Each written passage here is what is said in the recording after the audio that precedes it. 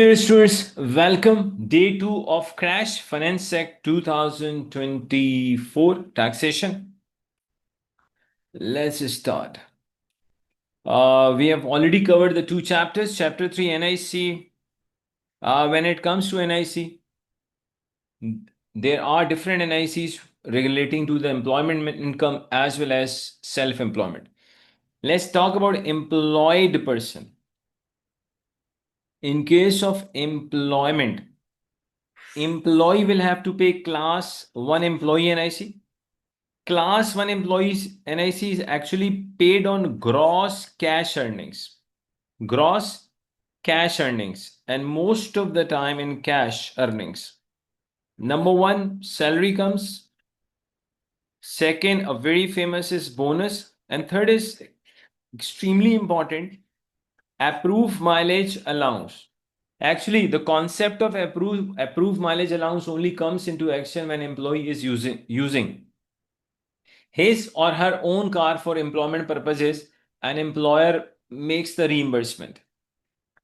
If reimbursement amount is over and above 50 pence per mile, then only additional than 45 pence per mile, excess than 45 pence per mile is considered as a cash benefit for NIC. For example, if your employer is reimbursing you 60 pence per mile, in that case, I'll say 15 pence per mile, I will take it in cash benefits. Okay. What are the rates for NIC? These rates will be given to you in exam. First 12,570, NIC rate is actually 0%. After 12,570 till 50,270, the rate is 8%. If cash earnings are more than 50,270, earnings which are over and above 50,270, one and more, applicable rate is 2%. Due date is payable under payee 22nd of each month. Now, for example, I'm just assuming the cash benefit is, I'm assuming cash benefits are 70,000 pound. Assuming cash benefits are 70,000 pound, I want everyone to calculate class 1 employee NIC for me. Class 1 employee NIC, quickly. Assuming cash benefit total is 70,000 pounds. You can see the rates and the limits, and they will be given to you in exam as well. You have 2 minutes to do it. Any answer, students? First 12,000.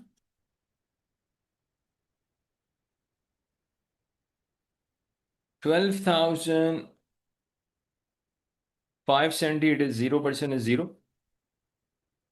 Then 50,270, we will minus 12,570 and into 8%. 50,270 minus 12,570, then I'll take 8% of that. 3016. Then 70,000 minus 50,270 into 2%. Let's see, everyone is having the results. Okay, let's see. 70,000 minus 50,270. Then we'll take 2%. 3 and make it 395. It is coming actually 394.6. So we'll get 395, and let me recheck the calculation. 50270 minus 12,570, whatever comes, we'll take 8%. Student, it is coming 3411. Please check. Yes or no? We're getting 3411.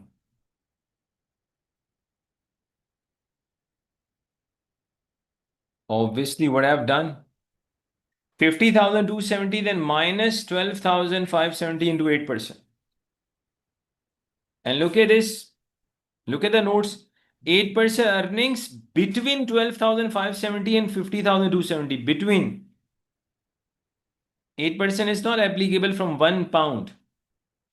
8% is applicable when the earnings are between 12,570 and 50,270. Okay, great. Employee only pays class 1 employee NIC on cash benefits. Employer will also have to pay class 1 employer NIC on cash benefits. Okay, but over and above 9,100 directly applicable NIC rate is 13.8%. When employer calculates NIC per employee, first 9,100 into 0% is 0. After that, any cash benefit amount which is actually over and above 9,100, on that additional amount 13.8% is applicable. Like on this 70,000, for example, if I calculate class 1 employer NIC, so 9,100 into 0% is 0. Then from 70,000, I will deduct 9,100 and then I'll take 13.8%. Whatever comes. Now, there's one more important concept. Employment allowance 5,000 per tax year. Now, listen. Employer also gets employment allowance of £5,000 per tax year. Number one, this 5,000 employment allowance, it's not available per employee. It is actually available on per tax year basis. So employer, what employer does, employer calculates total their NIC class 1 employer NIC liability, and from that total employer actually deducts £5,000. Whatever is left, that will be actually paid by the employer. Now there's very important concept, listen it nicely. If in the entire organization there is only one employee who is the director of that company, repeat, if in the entire organization, there's a company, there's an organization, but examiner says in the entire organization there is only one employee and who is the director of that company. In that case, employer does not get employment allowance of £5,000. Now come here. Employer will have to pay class 1 A NIC also on, and class 1 A NIC is paid by the employer, number one. It is paid on other than cash benefits like accommodation benefit. Even the beneficial loan benefit also falls in the category of a non-cash benefit. Payable on taxable benefit of an employee excluding exempt benefits and cash benefits. And we are excluding vouchers as well. Payable age is 16 or more, 13.8% on the value of taxable benefit. Payable due date is also very important. Sometime in your multiple choice question, examiner can ask these dates. You can see the payable date is 22nd of July following the end of the tax year. We are talking about class 1 A NIC. Okay. Now, self-employed class 4 NIC is paid on actually tax adjusted trading profit minus if there is any tax adjusted trading loss. Whatever the net amount comes, on that net amount, self-employed person will pay class 4 NIC. First 12,570 is into 0% is 0. After that, in between 6%, over and above this is 2%. Okay, now let's go ahead. Chapter 4 deals with property income. Now we know that for individuals, when it comes to property income, cash category is the default basis. Cash category is the default basis. The cash basis is now the default basis for calculating property income for individuals and partnership. However, it is possible to opt the use of accrual basis. Then accrual basis must be used if property income exceeds, if aggregate of, there's a possibility one individual is having number of properties. If your total aggregate exceeds 150, then you have to go for accrual basis. Otherwise, if you still want accrual basis, then you have to opt. If you're not opting, then it has to be cash category. In many cases, there will be no difference between cash basis and accrual basis. The following are the treatment that's same under both cash basis and accrual basis, like security deposit. Sometime your examiner, what he does, he gives you the security deposit as well. Security deposit is not your taxable income at all. Replacement furniture relief rule is same, either cash basis or accrual basis. Relief for property income losses is same. Premium receive treatment is same, either it is cash category or accrual category. Rent, from the rent we will deduct allowable expenses, but logically when we say rent, it means we are talking about rent which you have actually received during the tax year. Allowable expenses, obviously all those allowable expenses which are number one allowable and second you have paid during the tax year.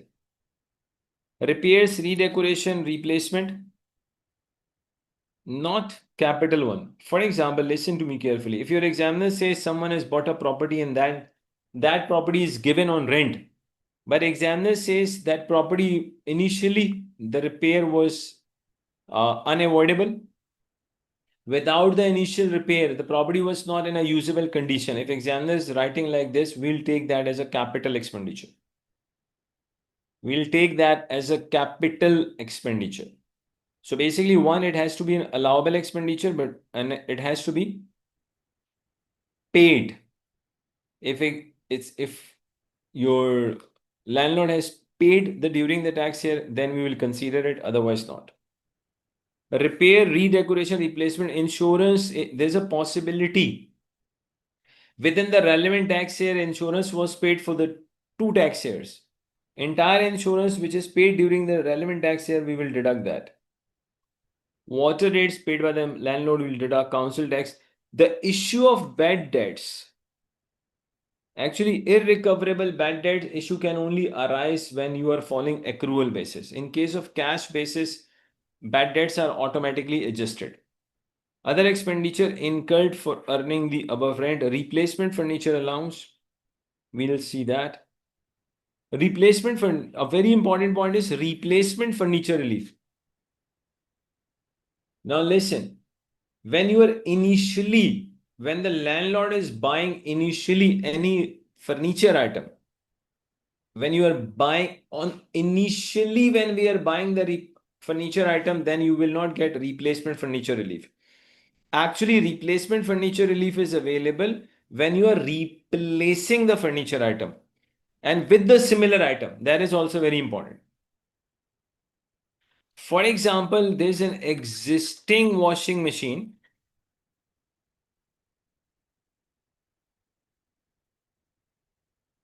Existing washing machine is having a scrap value 200 pound. This existing washing machine is replaced with a new washing machine. Examiner says the costing of new washing machine is 2000 pound. Existing washing machine scrap value is 200 pound. New washing machine costing 2000 pound. But examiner has given one more information. And examiner says new washing machine is having the facility of dryer also. And the value of the dryer is 500 pound. An examiner says existing washing machine does not have the facility of a dryer. It means that if examiner has given me this information, that new washing machine costing is 2000 pound, within that 2000 pound, 500 is for the dryer, or examiner can say this, new washing machine costing is 2000 pound, it has the facility of a dryer. If landlord has replaced the existing machine with the identical machine, then cost would have been 1500 pound. It's up to the examiner how examiner gives me the information. The main thing is you have to replace with the identical asset. Here in this information which I have just written here, your replacement furniture relief, can I say replacement furniture relief will be 1500 minus 200, it will be 1300. You will not get the 2000, you will not get 1500. Why I'm not getting 1500? Because existing washing machine is giving you the scrap value of 200 pounds. So you have to deduct that scrap value. So your replacement furniture relief is actually 1300 pound. And in furniture, number of items they fall in furniture, like television, fridges, freezers, carpet, floor covering, curtains, crockery, cutlery. There's no relief for initial cost of the furniture and furnishing. There's only relief when assets are replaced. Okay. Now let's talk about premium. When landlord has given property on short-term lease is less than equal to 50 years. Short-term lease, the duration is less than equal to 50 years. Assuming landlord has received the premium of £50,000 and I'm assuming lease term is 20 years. If the lease term is 20 years and landlord has received premium £50,000, entire 50,000 is not your taxable income. You will deduct the relief. Then relief is 2% n minus 1 into premium amount. 2% n is the lease term, which is 20 in my example, into 50,000. So let's see, what are we getting? So 50,000, 30, I'm getting 19,000. Basically, your taxable premium will be 31,000.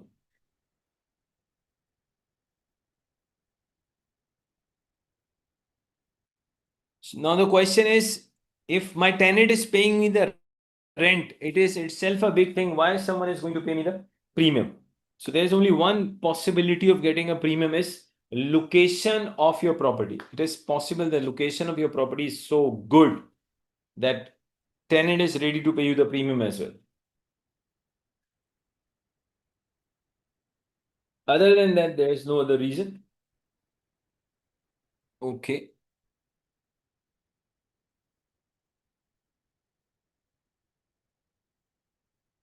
Now, it is not always possible to have profit in the property business. There's a possibility of a loss also. If the loss comes, then what you have to do? Property business losses, if there are more than one property which are let out, then profit or losses of each property will be calculated in the same way, and profit or losses are aggregated together to find net property income or loss. Remaining loss will be carried forward indefinitely, set up against the first available future property business profit. Okay. Rent a room relief, very important concept. If an individual lets furnished room in his main residence, then rental income will be lower off. Rent minus allowable deduction, you will get a profit. Or rent minus rent a room relief, which is 7,500, and you will get a profit. Rent received from a room or rooms is shared within the spouses. The lower value will be shared between 50-50. First of all, if it is a jointly owned property, then whatever the rental income is coming from a room, it will be split 50-50. Now, relating to rent or room relief, you need to know a few things. For example, rent from room is £6,000. You have two options. One, to deduct the allowable expenses or go for a rent or room relief. Assuming allowable expenses are £5,000. So 6 minus 5, I'll get a property income of £1,000. If I go for a relief, rent is £6,000, rent a room relief,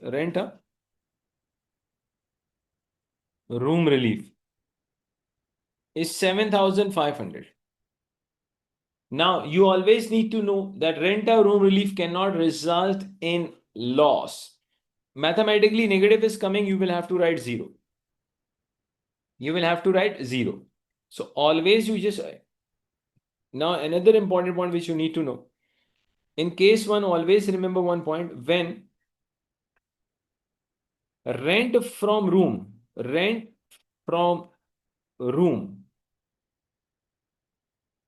is more than allowable expenses, Repeat. If rent from is more than allowable expenses, in this case, we will claim rent a room relief. Rent a room relief. Whenever rent from room is more than allowable expenses, whenever rent from room is more than allowable expenses, I'll go for a rent a room relief. But whenever allowable expenses, they are more than rent from room, now I will not claim rent a room relief, I'll claim allowable expenses because allowable expenses will result in loss. In this case, I will always go for allowable expenses and difference is going to be the loss. Now in second case, I will never go for rent a room relief. So whenever you come across a question, it could be a multiple choice question basically, where allowable expenses relating to the room, they are more than rent from room. Always go for allowable expenses because allowable expenses, they can result in loss, but rent a room relief cannot result in loss. And one more thing, if your examiner says husband and wife, they have given two rooms on rent, two student, even they have given two rooms on rent a room relief, only 7,500 is available. It is not like per room you will be getting 7,500. If I have given four rooms on rent, then I will not be paying in fact any tax. So this 7,500 is actually per tax year. It is technically not per room. Another thing, if husband and wife, they jointly own the property, in that case, within the husband and wife, rent a room relief will also be split 50-50. Each one of them will not get separately 7,500. Each one of them will get 3,750. Okay. Property income finance cost. Now, this is very important. Loan taken for furnished holiday letting or non-residential property.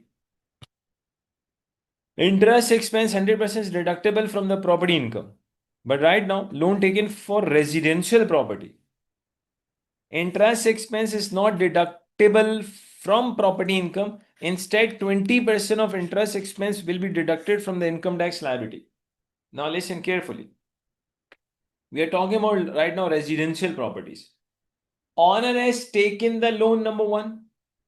From that loan, assuming owner has bought the property and that property is given on rent. Second possibility, owner is already having a property, but owner took the loan and owner utilized that loan for capital expenditure on the property which owner has given on the rent, or there's a possibility that owner has taken the loan for revenue expenditure. Simply, if the loan was taken for residential property, either purchase, for any other capital expenditure, or even for repairs, in every case, interest expense will not be deducted from the property income number one. Then how will you get the relief? Simply, you will calculate income tax liability. From that income tax liability, you will deduct finance cost relief, which will be finance cost interest expense multiplied by 20% will be deducted.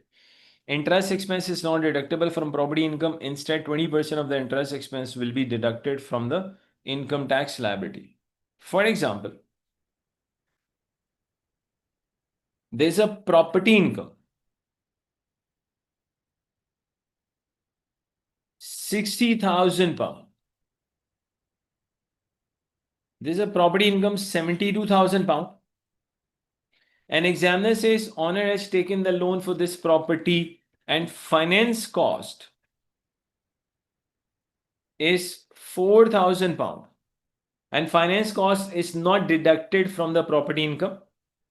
Finance cost, not, because it is not allowed to deduct, not deducted from property income. Required. Income tax liability. Please, I'm giving you 2 minutes, everyone. Give me income tax liability. Okay, property income 72,000. Personal house 12,570. 72,000 minus 12,570. Taxable income is 59,430.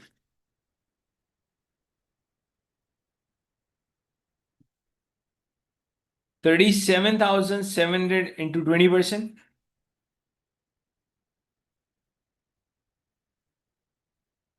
7,540.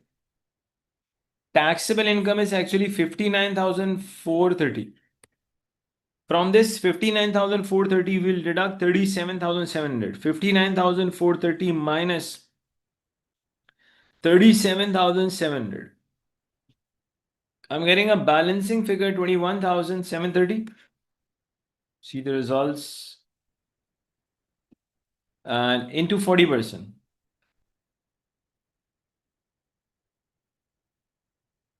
Okay, some of the students just they made a minor mistake by writing, taking the data. No issue at all. 8,692. But from this now, you will also, let me just calculate your income tax liability. I'm getting 16,232, but this is not your final answer. 16,232. This individual will get finance cost relief. So less finance cost relief. Less finance cost relief, which is how much was the finance cost? 4,000. We'll take 4,000 into 20%. 4,000 into 20% gives us 800. So final liability is going to be actually 16,232 minus 800. 15,432. I think majority has got the correct answer. That's great. Okay. That's nice. And not today's class, inshallah, in tomorrow's class, day 3 crash, I will share something magical with you. Magical means it will be definitely magical. Not now, but you have to wait for the class, day 3 class, inshallah. Something magical. Because I have done something. Don't worry, you will see and you will like it, inshallah. Okay. Furnished holiday letting. Now, student, this is very important. Furnished holiday letting. First of all, look at this multiple choice question. Property income, finance cost, loan taken for. No, it's guaranteed. Yeah, thank you, because it's not only me. It's the entire team. We were working on something, and even before your class, I was working on that thing, and then I realized the time has come. We should discuss that magical thing with our students. So, inshallah, day 3 crash, I will introduce that magical, and guaranteed you will love it, inshallah. So, I'm trying my best that magical things should become more magical. So, that's why I'm taking a little bit more time. Furnished holiday letting. Furnished, okay, I was saying something here. See, there's a possibility of a multiple choice question where majority can make the mistake. Loan taken for residential property, the treatment is different. Loan taken for furnished holiday letting, or you can say non-residential property, is different. Here what it says, HMRC says interest expense is 100% deductible from the property income. But when someone has taken the loan for residential property, then finance cost will not be deducted from the property income. You will simply be calculating the property income, you will be calculating the income tax liability, and finally, you will get finance cost relief. So a very solid multiple choice question can be, I would say, made on this.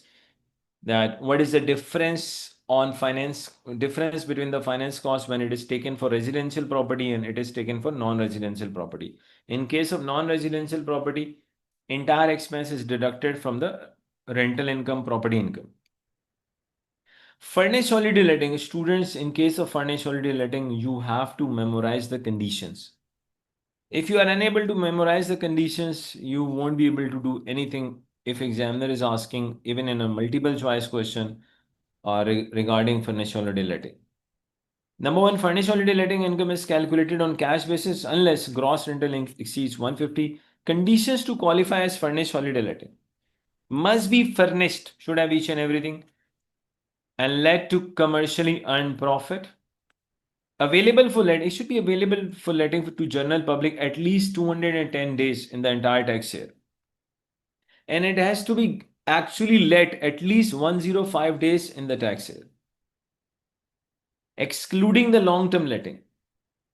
105 days on average if more than one furnished holiday letting. That's also very important. There could be a multiple choice question. One property went for 110 days on, I would say, actual letting, and another went for 104. Examiner is asking, landlord is same. Landlord is having two furnished holiday lettings. So now examiner is asking, both the properties are qualifying for furnished holiday letting. Yes, because 105 days on average if more than one furnished holiday letting. Not available for long term letting. It should not be available on long term letting. If let on the long term, then total of such letting should not exceed 155 days. Now, what do you mean by long term letting? Letting of more than 31 consecutive days to the same person is called long term letting. Normally, I would say normally. Just an example. Just think for a tourist spot, tourist place. Just think for a let's talk about a hotel. I don't think so that people go there and they book the room for 3 months and 4 months. Hardly people live there 2 days, 3 days, maybe 1 week, maybe 10 days. That 10 days also a lot. So that is why HMRC says should not be given on long-term letting. If it is given on long-term letting, the definition of the long-term letting is if the same person lives in that property for more than consecutive 31 days. If the property was given for long-term lettings, then make sure it should not exceed 155 days. Now, what is the meaning of this? It should not exceed 155 days. For example, Mr. A utilized the accommodation for 32 days consecutive long-term letting. B utilized for 35 days, obviously long-term letting, and C utilized for 33 days. Only 3% were there for long-term occupants. So 32 plus 35 plus 33, it is coming 100. So total is not exceeding 155. The question is, why so many conditions? And if there's a breach of one of the conditions only, then what happens? Now listen, why there are so many conditions relating to furnished holiday letting? Because in case of furnished holiday letting, tax implications are very different as compared to a residential property, number one. Number two, even as there's a breach of single condition, then accommodation will not be treated as a furnished holiday letting. That's why meeting all the condition is necessary. Now, what are the benefits of a property if it is a furnished holiday letting? Capital allowances will be available in respect of furniture equipment instead of furniture replacement allowance. You will get capital allowance. Furnished holiday profits are considered as relevant earnings. If you recall yesterday lecture, at the end of yesterday's lecture, we did discuss that pension due to gross PPC bands will be increased by lower of gross PPC and the higher of 3,600 and total of the relevant earnings. In relevant earnings, there are three earnings. One is employment income, second is trading income, and third was income from furnished holiday letting. So furnished holiday profit are considered as relevant earning for personal pension contribution. Furnished holiday letting is a business asset, so gift relief will be available. On disposal, you will also get a better. Losses of furnished holiday letting can only be set off against future income from the same furnished holiday letting. Again, the last point is very important, could be asked, I would say, in a multiple choice question. Loss of furnished holiday letting can only be set off against future income from the same furnished holiday letting. Students, before starting the employment income, I'm just taking a quick 15 minutes break and then we will resume the class. So before resuming the class, I'll drop the message in your WhatsApp group as well so that you should not have issue. Okay, student, let's just start chapter number 5, employment income. The following factors are considered in order to determine whether a person is employee or not. Even these small notes are extremely important. Sometimes examiner has tested this area as well. Then how do we decide someone is employee or self-employed? I think it was in a pre-scene mock as well. If I'm not sure, but I think it was there also. When we say employment, this is contract of services. You have obligation. Basically, when you are an employee, then you have the obligation to work. Okay. Place of work, who will decide? Employer. You will get monthly fixed salary. It could be weekly payment. Who will provide the equipment? Obviously, employer. Insurance, employer will provide. Being an employee, you are not facing any financial risk. You are just providing services and getting paid. Okay, calculation of employment income, we take earnings on receipt basis. We add taxable benefit, less allowable deduction, you will get employment income. Okay, receipt basis rule. I would say normally this is applicable in case of bonus. If someone is an ordinary employee, then in case of bonus, earnings are deemed to be received on earlier of payment date and entitlement date, whichever date comes early. Why these dates are important? There's a possibility that payment date falls in a different tax year, entitlement date falls in a different tax year. So obviously, if you don't know the rule, then there are more chances of making a mistake. So in case of an ordinary employee, especially bonus is received earlier of payment date and entitlement date. But in case of directors, earnings are deemed to be received earlier of. We have got 4 dates. Why do we have 4 dates in case of directors? Basically, directors are in a position where they can manipulate earnings. That is why, according to HMRC, there are 4 dates, whichever date comes early.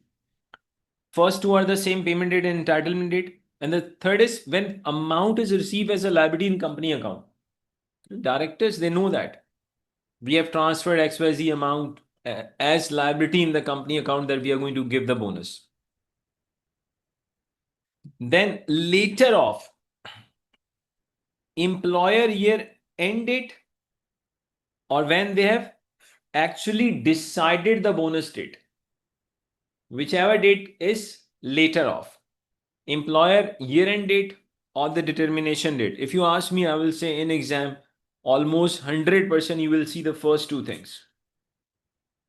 Payment date and entitlement date, whichever comes earlier. Allowable deductions. Fees and subscription to professional bodies. Assuming your employee is a member of ACCA. And obviously, if you're a member of ACCA, you have to pay annual charges. Only then your membership remains there. So fee and subscription paid to the ACCA is a deductible expense. Gift aid donation under payroll deduction scheme is deductible. Payment to charity under payroll deduction is deductible. Contribution to occupational pension scheme is deductible. Capital allowances in respect of the equipment which is being used in employment.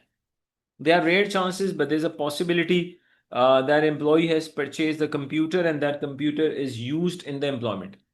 You will get capital allowance on that computer, but please, if examiner says 70% of that computer is used in the employment income, 30% is a personal use, then capital allowance will be available 70%. Qualifying travel expenses between home and permanent workplace is not deductible, but travel expenses between home to temporary workplace. Temporary workplace is a place where, let's say, we have transferred an employee for less than 24 months. Travel expenses between home to temporary workplace or between permanent workplace to the temporary workplace is deductible. Exempt benefits. Student, there's a really big list of exempt benefits. but there's a possibility that one or two they can appear in exam. Trivially benefits is a very small kind of benefits with a cost to the employer no more than £50 per gift is exempt. Employer's contribution, we know that to any pension scheme for the employee is exempt. Subsidized on-site restaurant canteen provided that they are available to all employees exempt. Like if you, let's talk about Google. The office of Google is really, really big, and within that office, they've got a complete restaurant. Now, there's a possibility, and there are chances for that they are giving subsidized meal to their employees. So that is an exempt benefit. Provision of car parking is space at or near the place of work, including the reimbursement. There are two possibilities. One, employer is having their own car parking place. An employee parks their car over there. Exempt benefit. There's another possibility, employer does not have a parking place. Then what happens? Employer parks the car near to the office and it's a paid parking, but employer makes the reimbursement to the employee. Again, exempt benefit. Provision of one mobile phone is exempt. Student, a tax planning question. If examiner says, actually it says one mobile phone is exempt. If examiner says that Mr. Y was given two mobile phones, so student, give the answer. Which one you want Mr. Y to get it exempt? If two mobile phones were given to Mr. Y, what is the tax planning? Which one do you think should be Mr. Y should get it exempt? Can I say if there are two mobile, go for the expensive one to get exempt? Yes. Provision of one mobile phone, including a smartphone, exempt. Certain benefits aim at encouraging employees to travel to certain benefits aim at encouraging employees to travel to work other than private car. This exemption includes work buses, subsidized to public bus services, and provision of bicycle and cycling if all are exempt. Christmas parties, annual dinner dances for staff generally provided modest cost £150 per annum per head. If the cost exceeds, the entire amount becomes taxable. Workplace nurseries for childcare exempt. Relocation expenses up to 8,000 are exempt. If examiner says we have given £10,000 as relocation expense to our employee, then 2,000 is actually taxable. Expenses incurred by employee whilst away overnight on the employer's business, such as telephone call on laundry, etc., up to £5 per night exempt. Overseas, £10 per exempt. Home workers' additional household expenses up to £6 per week can be paid tax free without the need of any necessary supporting evidence. Normally, what happens, you will see even in your practical life, some of the people, they are just workaholic. They are working in the offices and they are also working at home for the office. In that case, if employer is reimbursing, then reimbursement up to £6 per week is exempt. In case of higher amount to be exempt, it is necessary to support evidence that payment are wholly in respect of additional house. If employer has made payment more than that and you want that to be exempted, give us the evidence. For example, you can say that assuming I was working in a room where I was using AC for 5 hours per day, 6 hours per day, just for the office, for example, and you can provide, but you need to provide us the evidences, supportive evidences. Only then HMRC says amount which is over and above £6 per week will be exempt. Incurred by employee in carrying out employment duties. A beneficial loan. Beneficial loan is a loan which is given to an employee at an interest rate which is lower than the official rate. Official interest rate is 2.25%. If examiner says that employer has given loan to the employee, either interest free or at 1%. In both the cases, the loan is a beneficial loan, but If the amount of the beneficial loan is 10,000 or less than equal to 10,000 pound in the entire tax year, then it is exempt. Otherwise, you have to calculate the taxable benefit. Provision of job related accommodation, then accommodation benefit only, the benefit of rent becomes exempt. Up to 500 pound per employee per tax year for recommended medical treatment to enable an employee to return to work is exempt. Entertainment provided for an employee by reason of employment by a genuine third party, for example, ticket or seat at a sporting or cultural event, exempt. Gift received by reason of employment from a genuine third party up to 250 pound in a tax year is exempt. Long service award, I've seen this in many times examiner has asked. Long service award, for example, gold watches to mark employment of 20 years or more, up to 50 pound for each tax year. For example, examiner says we have given gold watches, gold watch of 800 pound to an employee who has worked 25 years for us. So 800 simply divided by 25, I'm getting 32. If you're getting less than 50 pound, up to 50 pound, entire amount is exempt. Provision of travel accommodation subsistence during public transport disruption, exempt. Employer funded training, normally it happens when you are working with a very good employer. Then employer, they try their level best that their employees should be basically uh, updated with the latest, for example, changes in taxation rules, changes in the ISS, IFRS, even changes relating to any software. So they do conduct training session for their employee, and that is exempt. Where the expenses of training are paid by the employer, no taxable benefit. Medical insurance for treatment and medical services where the need for treatment arises abroad in the performance of employment duties.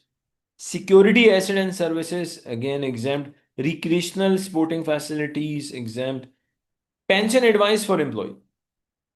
The first 500 pound in a tax year for pension advice, either provided by the employer or reimbursement of costs incurred by an employee. The support must be available to all employees. Again, exempt. Employee liability insurance. Basically, of course, you people have, I hope you have studied law. If you have not studied, then you should study law from our college because that law teacher is more than awesome with us, alhamdulillah. Basically, in UK, I would say normally people they just go to the court on even on a very petty issues, very small issues. Now, just imagine if you are working in UK and you are working as a director. So obviously there are many chances that due to any legal issues you may face problems. Then most of the time what happens, companies they say don't worry at all. If something goes wrong, everything is insured. We will look after your legal expenses, everything, provided that it is relating to the employment. Liability insurance is aimed at protecting an employee from work-related liability. Provision by employer of eye care test. This used to happen. Not I would. There was a time when people were using, I would say, desktop, and a glass was coming, a shield was coming, which was covering that particular screen, so that eyesight should not get bad. That is exempt. Award of up to 25 pound under a staff suggestion scheme, which is available to all employees for suggestion outside their duties. Higher awards may be justified if they reflect the financial importance. Exempt. This is an extremely comprehensive list.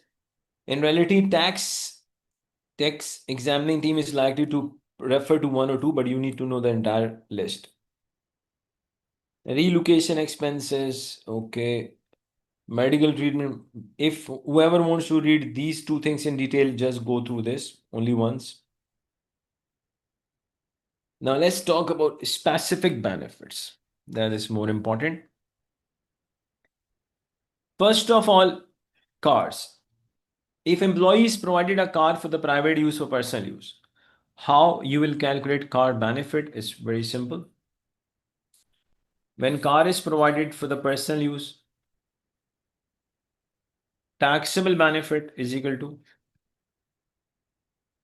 list price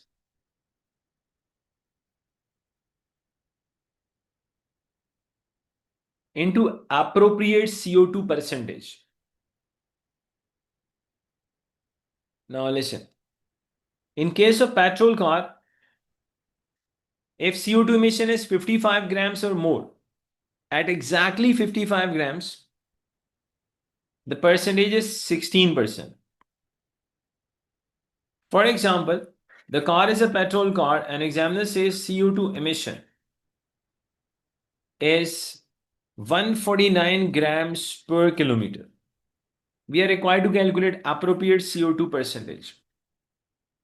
At 55 grams per kilometer, the percentage is 16%.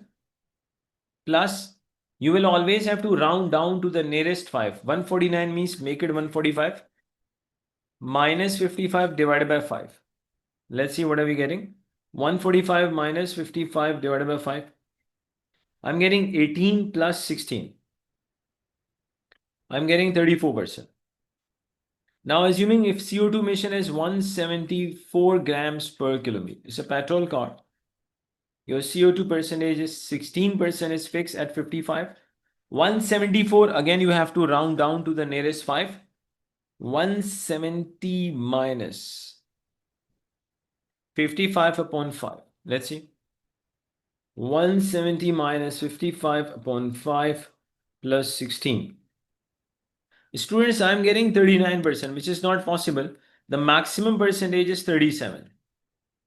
If the percentage exceeds 37, you have to restrict that to 37. Either it's a petrol car, diesel car, and if it is a diesel car meeting RDE2 standard, then it works like a petrol car. But if examiner says it does not meet RDE2 standard, then there will be only one change. What is the change? Assuming diesel car does not, diesel car, which one? The one which is not meeting RDE2 standard. It will be mentioned in the question. In case of a diesel car, it will be written a diesel car plus if it is meeting RDE2 standard, it will be mentioned in the question it meets RDE2 standards. If it does not meet, it will also be mentioned. Okay. Difference. Now look at this. From 51 to 54, it is 15%, it is 19. So 4% additional. If CO2 emission is 55, petrol is 16, but this will be 20. And let me repeat, if car is a petrol car and diesel car which meets RDE2 standard, both have the same rules. But the car which does not meet RDE2 standard, logically CO2 percentage will be 4% more. Assuming diesel car not meeting RDE2 standard and examiner says it has let's assume 39 grams per kilometer and we are required to calculate CO2 percentage. So CO2 percentage, now it will not start from 16, you will start from 20%. Plus again 139, round down to the nearest 5, make it 135 minus 55 divided by 5. 135 minus 55 divided by 5. So I'm getting 36%. Again, either it is a diesel car, petrol car, either it is meeting RD2 standard or not. If percentage exceeds 37, you have to restrict to 37. Now, one more thing. Your taxable benefit relating to the car. Taxable benefit relating to the car is list price into appropriate CO2 percentage. Whatever comes, I'm assuming it is coming 10,000. I'm just assuming, okay? Well, let's assume it is coming 6,000 pounds. Now listen, if employee contributes due to the private use of the car, let's say employee makes payment to the employer due to relating to the usage of the car. If employee makes payment to the employer due to usage of the car, then such payment will reduce the taxable benefit. So employee's contribution less employees contribution for using the car. And let me repeat, what is the meaning of this? What does it mean? It means employee is making payment to the employer, then it will be deducted. Second, if employee contributes towards purchase of the car, then such contribution will reduce the list price.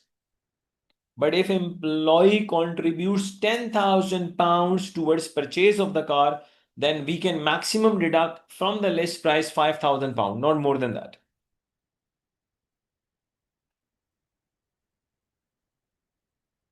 Okay, now, and the entire list of CO2 percentage, all this will be given to you in exam. Electric car with zero CO2 emission is a fixed percentage, 2%. Hybrid electric car, all these percentages ranges, they will be given to you in exam, students. Okay. How will you calculate the fuel benefit? CO2 percentage multiplied by 27,800. This 27,800 will also be given to you. So simply 27,800 is fixed, multiplied by CO2 percentage. But a very important point, if employee reimburse the partial fuel benefit, partial reimbursement of the fuel benefit does not reduce the fuel taxable benefit.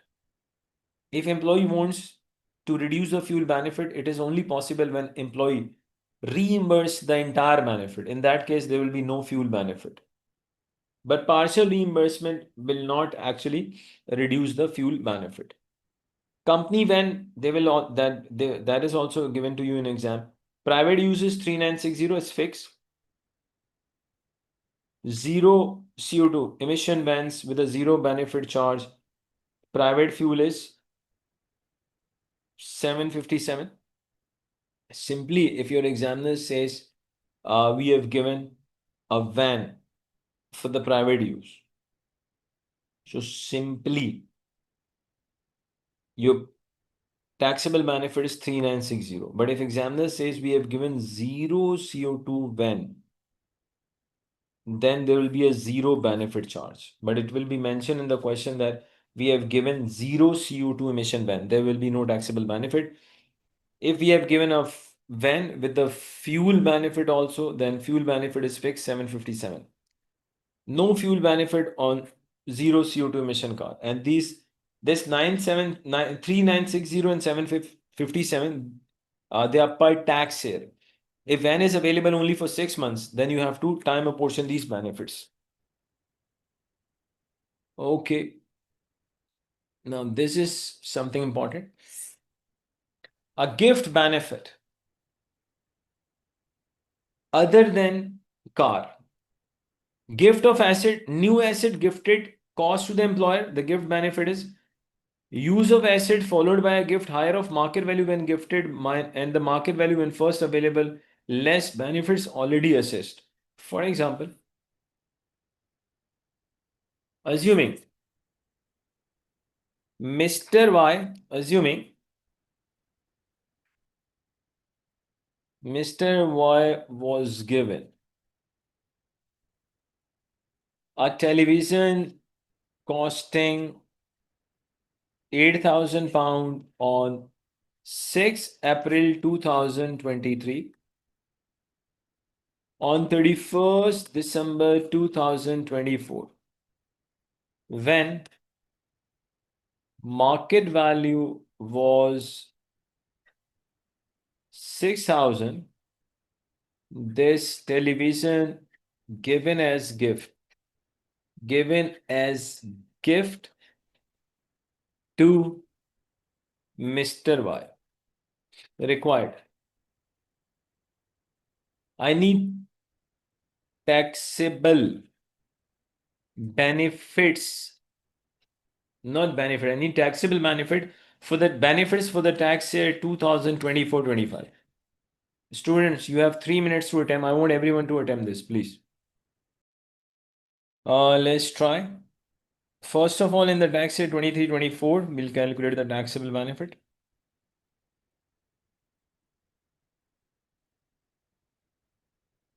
tax year 2023-24.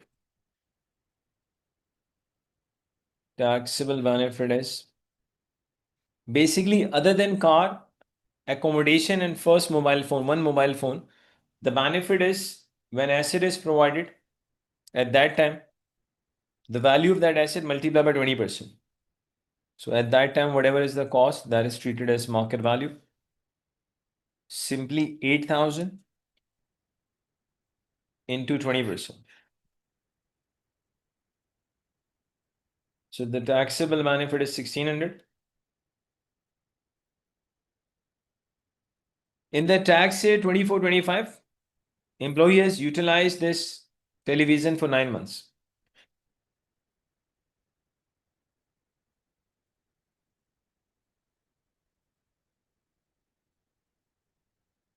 Taxable benefit relating to the use is 20%, 9 upon 12.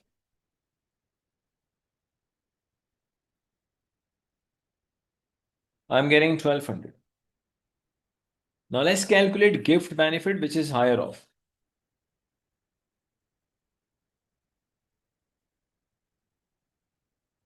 Higher off, number one, market value of the asset when it was given. Market value of the asset when first provided, it was 8,000. Less all the taxable benefits due to usage. So taxable benefit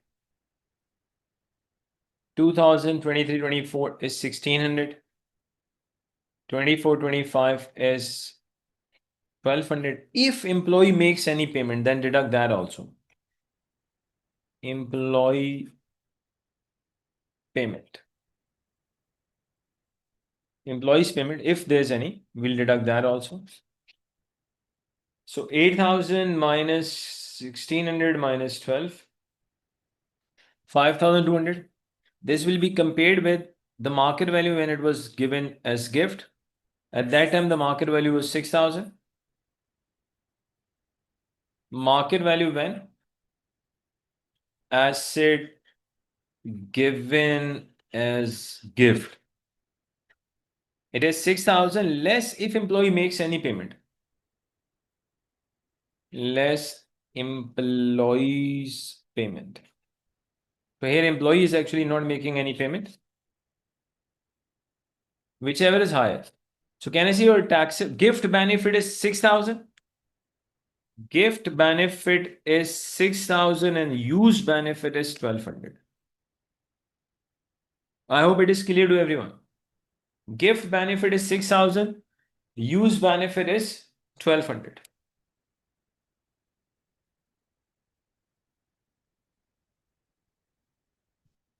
Okay.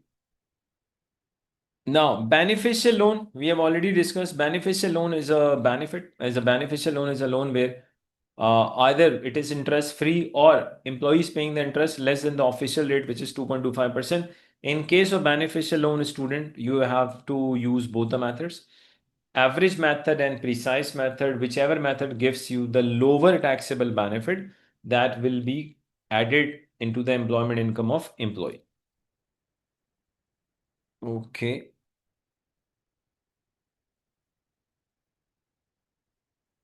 No, no, no, no. We have, okay, let's just idea. Mr. Y was given loan at 1% interest rate. Can I say 1% interest rate means beneficial loan? 6 April 2024. Amount of the loan is 8,000. 31st July 2024. Amount of the loan is 10.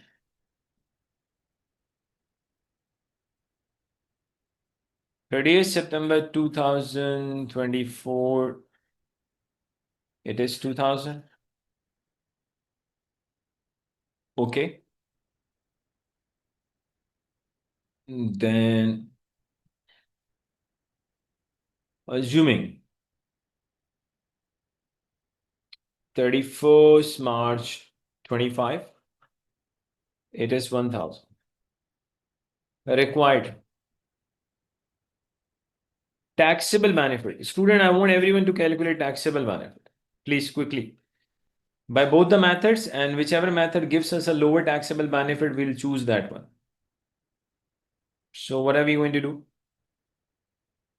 If I go for average method,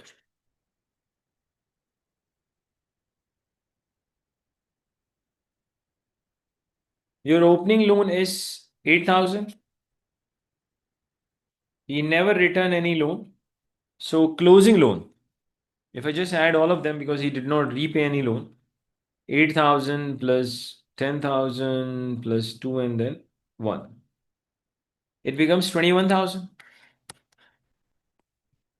divided by 2 into 2.25%. So let's see what are we getting.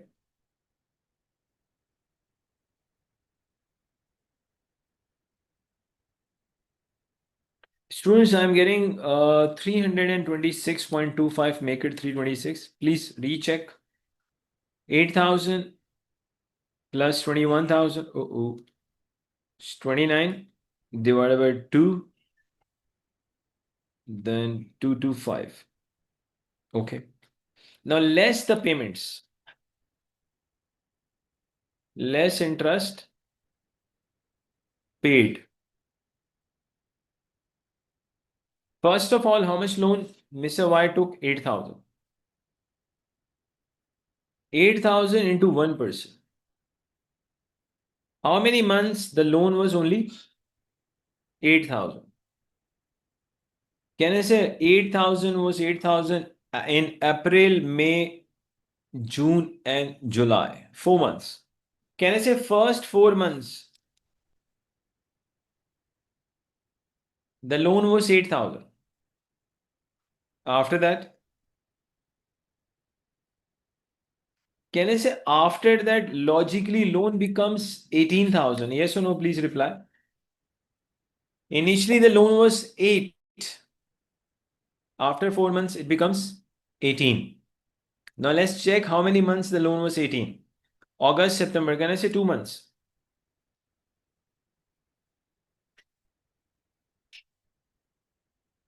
18,000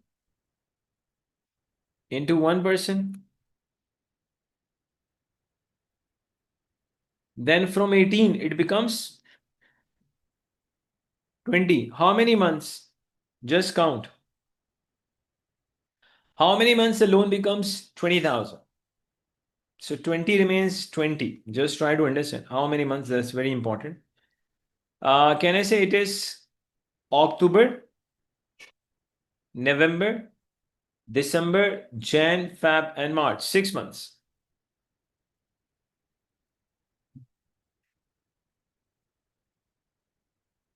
If you count, so we have reached 12 months. 4, 2, and 6. Basically, loan becomes 21,000, but loan becomes 21,000 on a very last day. Obviously, now on this 21,000, actually, within the tax year 24, 25, we did not pay any interest. So let's use the calculator.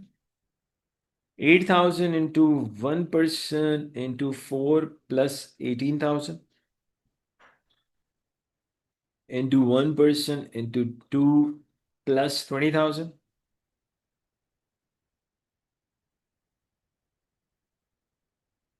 Please, I want everyone to calculate. I'm getting 156.67, so make it 157. Let's recheck that everyone is getting the same result or different. 8,000 into 1%, then we've got 4 months. 18,000 into 1%, then 2 months, plus we have got 20,000. 1% into 6 months. So let's see what is the taxable benefit. 326 minus 157. I'm getting 169. Actually, this is the average method. We will compare this average method taxable benefit with precise method. You can say accurate method. Now, very easily, you can calculate taxable benefit by using accurate method. Now we can directly calculate the benefit from accurate method. How?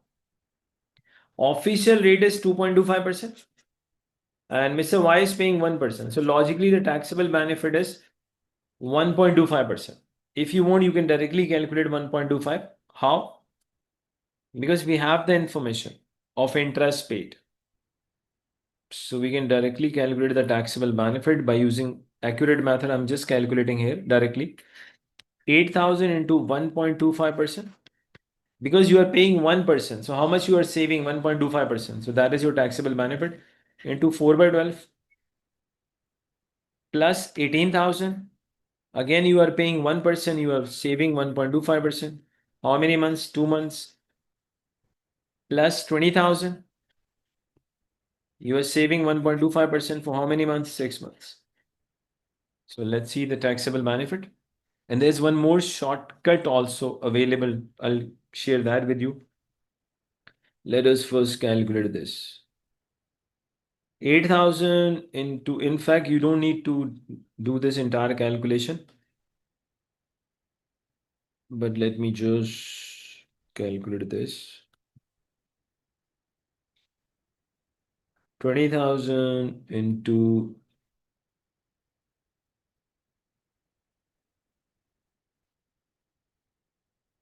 students, I'm getting 195.8. So make it 196. So obviously, will you go for average method or accurate method? Student, please reply. Will you go for which method?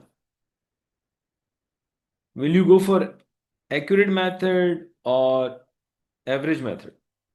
Can I say whichever method gives us a lower benefit?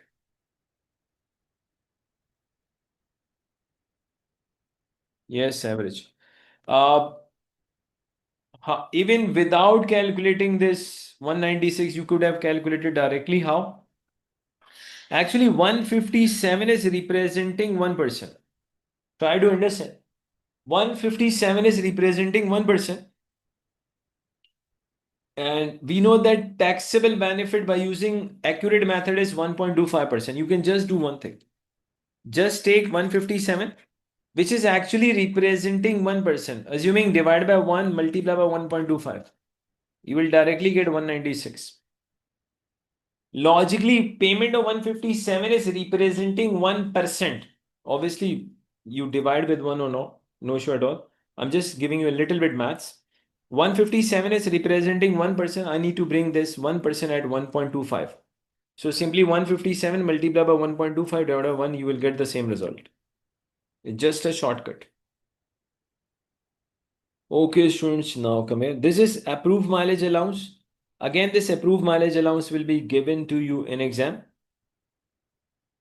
So these, now listen carefully. What is the rule for the approved mileage allowance? Most of the time we have seen this within the cars, but other things can also be asked.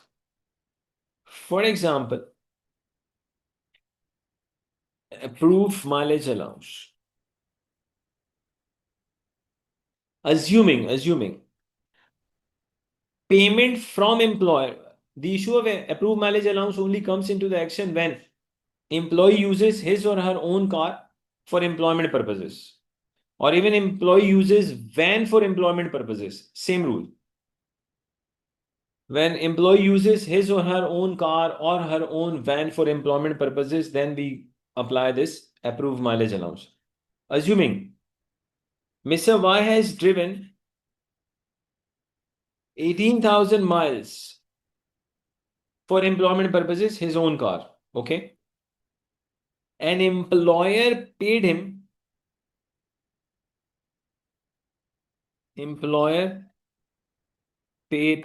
Mr. Y 0.5 per mile. Pound 0.5 per mile. So it means how much Mr. Y has received? 18,000 into 0.5, 9,000 pound. Now, according to approved mileage allowance, how much he should have received? First 10,000 approved.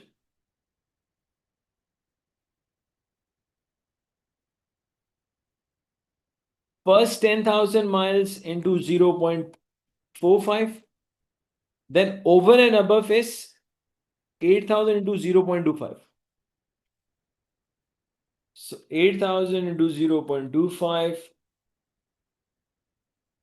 He should have received 6,500, but he has actually received more than that. If you have received more than that, difference is the taxable benefit. 2,500 is the taxable benefit.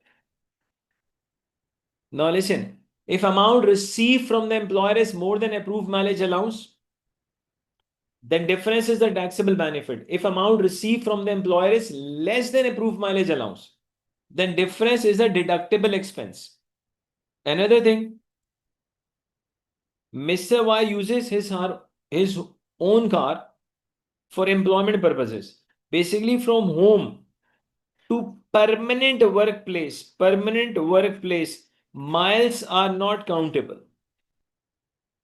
From home to permanent workplace, miles are not countable. Once you have reached to the permanent workplace, from permanent workplace, you are going to the temporary workplace, you are going to the your customer offices, your supplier offices, all miles are countable. But only miles from home to permanent workplace, they are not countable. Other than that, if you are going from home to the temporary workplace, miles are countable. Only the miles between home and permanent workplace are not countable. Otherwise, all the miles are countable.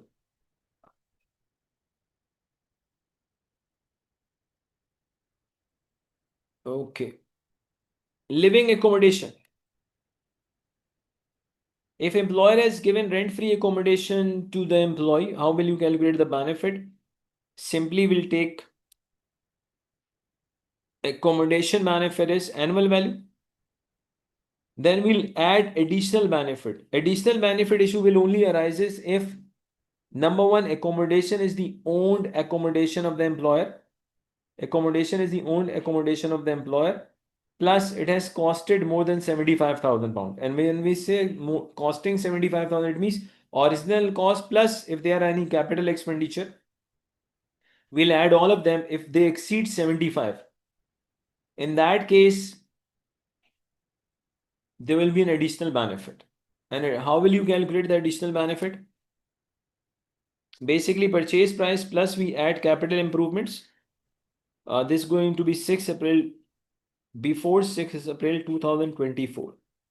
Because now the relevant tax year for us is 2024-25.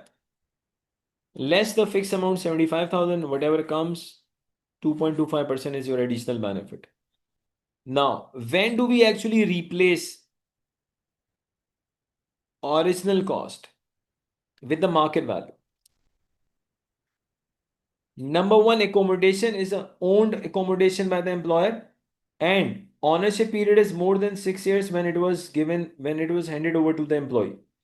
Students, in that case, we replace cost with the market value, but make sure, number one, just 1 minute, azan is sounding, only a 1 minute break. Okay, students, when do we replace original cost with the market value? Number one, it has to be own accommodation by the employer. Second, ownership period must be more than 6 years before it was given to an employee. And originally it has costed more than 75,000 pounds. Only then it happens, otherwise not.